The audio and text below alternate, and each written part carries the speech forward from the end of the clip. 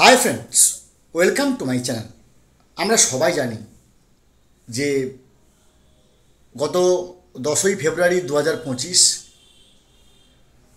SSC 2016 মামলার শেষবারের মতো শুনানি হয়েছে।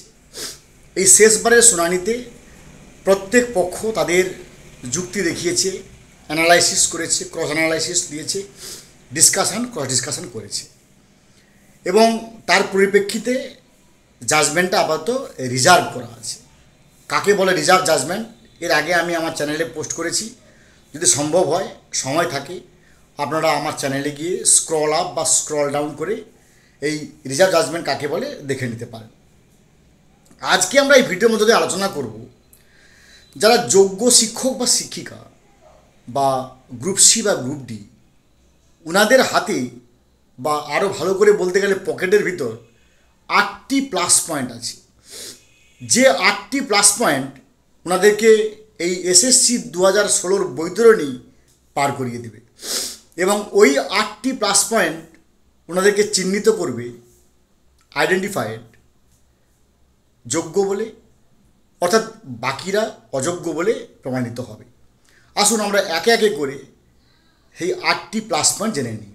দেখুন, এই সমস্ত ব্যাপারে আপনারা অনেকেই এই এসএসসি 2016 মামলা সম্বন্ধে অবগত আছেন, কিন্তু যেহেতু আমরা ইউটিউব করি তাই আমাদেরকে অসংখ্য ইনফরমেশান সংগ্রহ করতে হয়।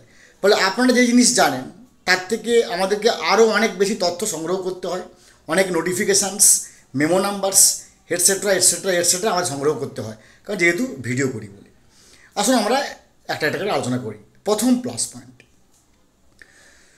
সরকার বলেছে, অর্থাৎ আমাদের ওয়েস্ট বেঙ্গল গভর্নমেন্ট তার সাবমিশন করেছে 4327 জনের দুর্নীতির তালিকা।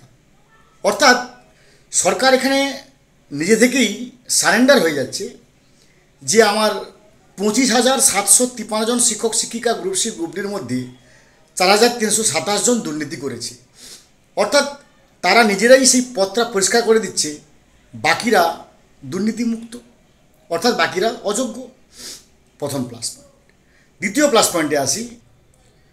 দ্বিতীয় plus point, West Bengal board of secondary education বলেছে যে 5189 জনের দুর্নীতি হয়েছে।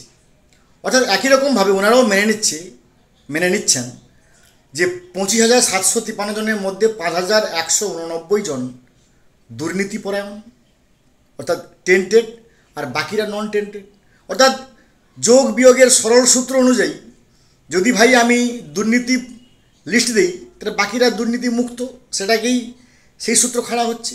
অর্থাৎ এখান থেকে আমরা প্রমাণিত হচ্ছে, এখান থেকে আমরা বুঝতে পারছি যে যোগ্যদের প্লাস পয়েন্টের যে তাস, সেই 2 নম্বর তাস কিন্তু অলরেডি মধ্যশিক্ষা পর্ষদ দিয়েছে, যেখান থেকে প্রমাণিত হচ্ছে যে বাকিরা দুর্নীতি মুক্ত। এবার 3 নম্বর প্লাস পয়েন্টে আসি। 3 নম্বর প্লাস পয়েন্ট হচ্ছে স্কুল সার্ভিস কমিশন, যারা প্রথমে বলেছিল 1212, তারপরে বলল 5485, শেষ তারা 12ই ফেব্রুয়ারি স্পেশাল পারমিশন নিয়ে 17ই ফেব্রুয়ারি তারা সুপ্রিম কোর্টে একটি ইন্টারিম রিটিন সাবমিশন ডিনোমিনেশন তারা জমা দিয়েছে।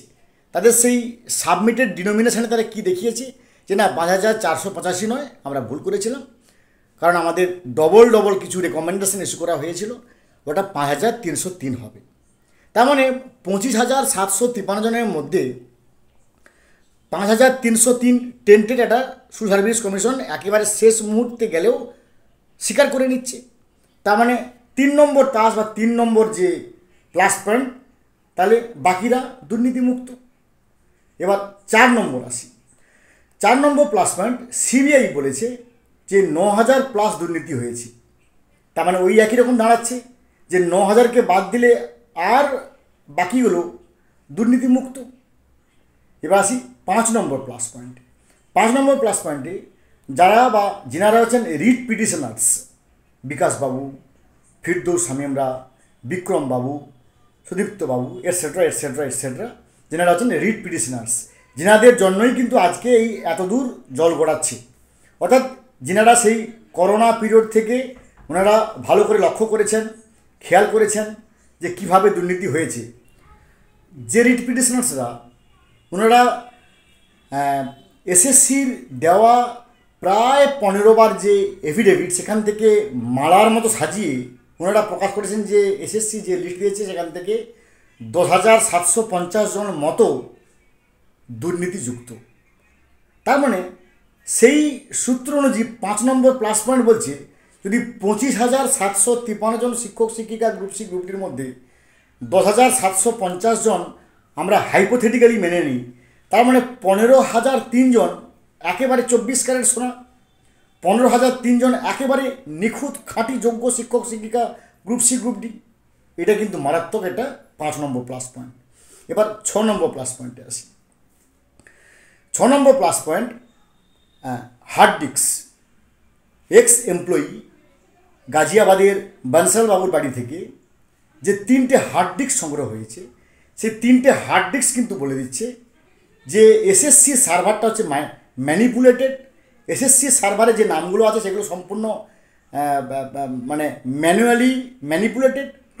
কিন্তু গাজিয়াবাদের যে 3টে হার্ড ডিস্ক সেখানে যে তথ্য, সে তথ্য কিন্তু একেবারে পুরোপুরি তার যে খাঁটি বলে প্রমাণিত হয়েছে, কারণ আমরা দেখেছি শুনেছি।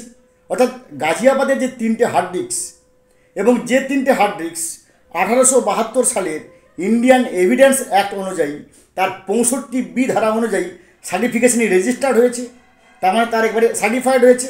সুতরাং যেটা কিন্তু একটা 6 নম্বর প্লাস পয়েন্ট। 7 নম্বর plus point, data ScanTech. Data স্ক্যানটেকে যে তথ্য পাওয়া গেছে সে তথ্য কিন্তু মিলিয়ে দেখা গেছে যে কম্পিউটারাইজড কপির সঙ্গে গাজিয়াবাদের হার্ড ডিস্কের কপি একেবারে মিলে যাচ্ছে।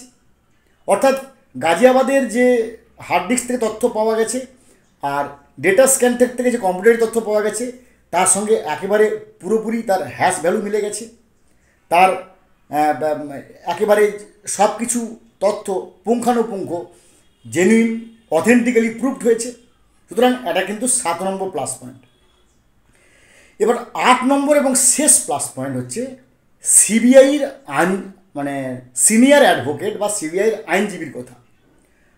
আমরা কথা ভুললে হবে না যে এই যে সিবিআই সেন্ট্রাল ইনভেস্টিগেটিং এজেন্সি, যাদেরকে হাইকোর্ট এই তদন্তের ভার দিয়েছে, যারা কেন্দ্রীয় এজেন্সি দল, তাদের যিনি আইনজীবী বা তাদের যিনি সিনিয়র অ্যাডভোকেট বা অ্যাডভোকেট, তা কথাটাই কিন্তু একটা অত্যন্ত গুরুত্বপূর্ণ। কারণ সেন্ট্রাল ইনভেস্টিগেটিং এজেন্সিকে দায়িত্বভার দেওয়া হয়েছে, তাদেরই আইনজীবী যে কথা বলে সেটা কিন্তু খানিকটা বা পুরোপুরি পার্সিয়ালি বা হোলি একেবারে গ্যারেন্টেড হবে। তো তিনার আইনজীবী কী বলেছেন যে জেনিউন, অথেন্টিক অ্যান্ড ম্যাচড। এটা আমার কথা নয়। 12ই ফেব্রুয়ারি সুপ্রিম কোর্টে সিজিআই সামনে দাঁড়িয়ে মাফ করবেন, সিবিআইয়ের সিনিয়র অ্যাডভোকেট সরাসরি বলেছেন যে ডেটা স্ক্যানটেকের সঙ্গে হার্ড ডিস্কের তথ্য একবারে পুরোপুরি হ্যাশ ভ্যালু মিলে গেছে। এই তথ্য অ্যাকুরেট, জেনুইন এবং ফুললি ম্যাচড, পুরোপুরি ম্যাচ মিলে গেছে। অর্থাৎ সিবিআই আইনজীবীর কথা 8 নম্বর প্লাস পয়েন্ট, 8 নম্বর প্লাস হিসেবে যোগ্য শিক্ষকদের কিন্তু একটা গুরুত্ব দেবে এবং সেখান থেকে স্যাগ্রিগেশন হয়ে যোগ্য শিক্ষকরা কিন্তু শেষ হাসি আসবে বলে আমাদের বিশ্বাস। ভালো থাকুন, have a good day, thanks.